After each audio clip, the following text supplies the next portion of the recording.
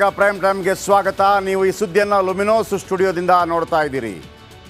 MLC ಚುನಾವಣೆ June 13ನೇ ತಾರೀಕು ನಡೆಯುತ್ತೆ. ಜೂನ್ 16ನೇ ತಾರೀಕು 11 MLCಗಳ ಅವಧಿ ಮುಕ್ತಾಯವಾಗುತ್ತೆ. ಕಾಂಗ್ರೆಸ್ಸಿಂದ 7 ಜನ, BJPಯಿಂದ 3, JDSನಿಂದ 1 ಚಾನ್ಸ್ ಇದೆ.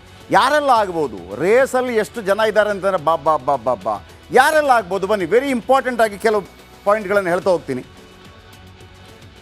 ಸಿದ್ದರಾಮಯ್ಯ ಮಗ ಯತೀಂದ್ರ MLC ಆಗೋದು ಬಹುತೇಕ ಫಿಕ್ಸ್, ಅದರಲ್ಲಿ 2 ಮಾತಿಲ್ಲ.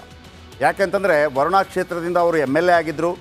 ಆಮೇಲೆ ಸಿದ್ದರಾಮಯ್ಯನವರು ಕೋಲಾರದಿಂದ ಸ್ಪರ್ಧೆ ಮಾಡ್ತೇನೆ ಅಂತ ಹೇಳಿದರು.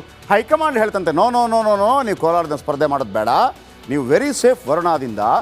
ಆಮೇಲೆ ಮಗನಿಗೆ ಏನು ಮಾಡೋದು? ನೋ ಮಗನಿಗೆ ನಾವು MLC ಮಾಡ್ತೀವಿ. ಸೊ ಹಾಗಾಗಿ ಹೈಕಮಾಂಡ್ ಹೇಳಿದಂಥ ವಿಚಾರ ಇದನ್ನು ಸ್ವತಃ ಸಿದ್ದರಾಮಯ್ಯನವರೇ ಹೇಳಿದ ಕಾರಣಕ್ಕಾಗಿ ಇವರಿಗೆ MLC ಸಿಗೋದು ಫಿಕ್ಸ್ ಆಗಿದೆ. ಯಾರಿಗೆ? ಸಿದ್ದರಾಮಯ್ಯನವರು ಯತೀಂದ್ರ ಅವರಿಗೆ MLC ಆಗೋದು ಫಿಕ್ಸ್ ಆಗಿದೆ. ಮುಂದೆ ಯಾರಿದ್ದಾರೆ?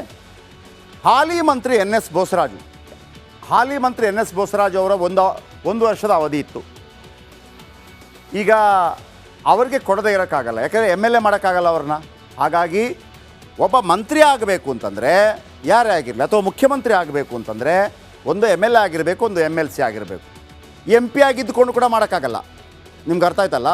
ಸದಾನಂದ ಗೌಡರು MP ಆಗಿದ್ದರು, ಅವ್ರನ್ನ ಮುಖ್ಯಮಂತ್ರಿ ಮಾಡಿದಾಗ ಅಲ್ಲಿಂದ ಅವರು MLC ಮಾಡಿಬಿಟ್ಟು ನಂತರ ಅವರನ್ನು ಮುಖ್ಯಮಂತ್ರಿ ಮಾಡಲಾಯ್ತು. ನಿಮ್ಗೆ ಗೊತ್ತಿರಲಿ. ಹಾಲಿ ಮಂತ್ರಿ ಕೇವಲ 1 ವರ್ಷದ ಮಟ್ಟಿಗೆ MLC ಆಗಿದ್ದರು ಬೋಸರಾಜು.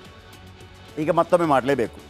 ಆಮೇಲೆ ನೆಕ್ಸ್ಟ್ DCM DKC ಆಪ್ತ ವಿನಯ್ ಕಾರ್ತಿಕ್ಗೆ ಟಿಕೆಟ್ ಫಿಕ್ಸು. ಇಲ್ಲಿ ಏನಾಗಿದೆ, 7 ಸ್ಥಾನಗಳಿದೆಯಲ್ಲ, 4 ನನಗೆ ಅಂತ ಹೇಳ್ತಾ ಇದ್ದಾರೆ. ಆದರೆ ಇರೋದು 7 ಮಾತ್ರ.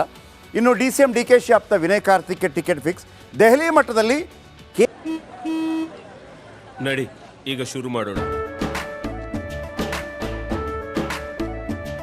ಕೇಸರಿಯಿಂದ ಮನೋಲ್ಲಾಸ ಮನಸ್ಸು ಮತ್ತೇರಿ ಕುಣಿದಾಡಿದೆ ನೋಡು, ಮನಸ್ಸು ಮತ್ತೇರಿ ಕುಣಿದಾಡಿದೆ ನೋಡು.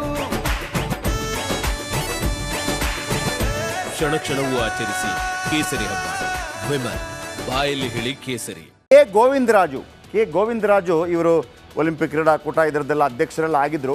ಆಮೇಲೆ ಒಳ್ಳೆ ದುಡ್ಡು ಪಾರ್ಟಿ, ಹೋದಾಗ ಬಂದಾಗ ಎಲ್ಲ ವ್ಯವಸ್ಥೆ ಮಾಡೋದು. ಹೀಗಾಗಿ ಗೋವಿಂದರಾಜು ಅವರು ಭರ್ಜರಿ ಲಾಬಿ ಡೆಲ್ಲಿಯಲ್ಲಿ ಮಾಡ್ತಾ ಇದ್ದಾರೆ.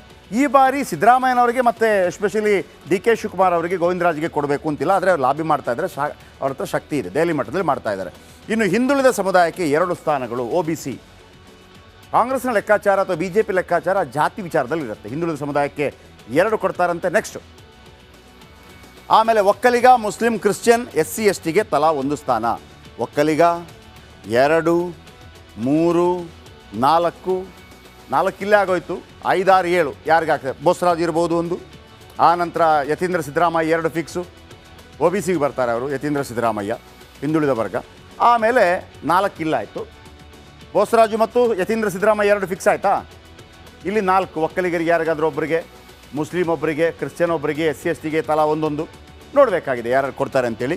ಆಮೇಲೆ ಶೆಟ್ಟರಿಂದ ತೆರವಾದ ಸ್ಥಾನಕ್ಕೆ ಲಿಂಗಾಯತರಿಗೊಂದು ಟಿಕೆಟ್ ಕೊಡಬೇಕಾಗುತ್ತೆ. ಅಲ್ಲಿಗೆ ಜಾತಿ ಆಧಾರ ಮತ್ತು 2 5+2. ಬನ್ನಿ BJP ವಿಚಾರಕ್ಕೆ ಬರ್ತೀನಿ ನಾನೀಗ. ನೋಡಿ BJPಯಲ್ಲಿ ಟಿಕೆಟ್ ಫೈಟ್, ಅಭ್ಯರ್ಥಿ ಆಯ್ಕೆ ಒತ್ತಡದಲ್ಲಿ ಕೇಸರಿ ಸೇನೆ ಭಾಳ ದೊಡ್ಡ ಮಟ್ಟದ ಒತ್ತಡದಲ್ಲಿ ಸಿಲುಕಿದೆ. ಅವ್ರ ಹತ್ರ ಇರೋದು 66, 19 ಅಂದರೆ ಎಷ್ಟಾಯಿತು? 57 MLAಗಳ ಪೈಕಿ 3 ಜನರಿಗೆ ಕೊಡ್ಬೋದು. ಯಾರೆಲ್ಲಿದ್ದಾರೆ ಇಲ್ಲಿ?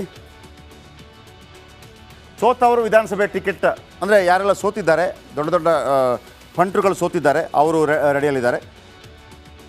ಇವರೊಂದು ಲಿಸ್ಟ್ ಕಳಿಸಿದ್ದಾರಂತೆ. ಚಿಂತೆ ಬಿಡಿ, ನಾವು ನೋಡ್ಕೊಳ್ತೀವಿ ಅಂತೇಳಿ ಹೈಕಮಾಂಡ್ ಹೇಳಿದೆ. ಈಗಾಗಲೇ 15 ಹೆಸರುಗಳನ್ನು ಅಖೇರುಗೊಳಿಸಿ ಹೈಕಮಾಂಡ್ಗೆ ಕಳಿಸಿದ್ದಾರೆ.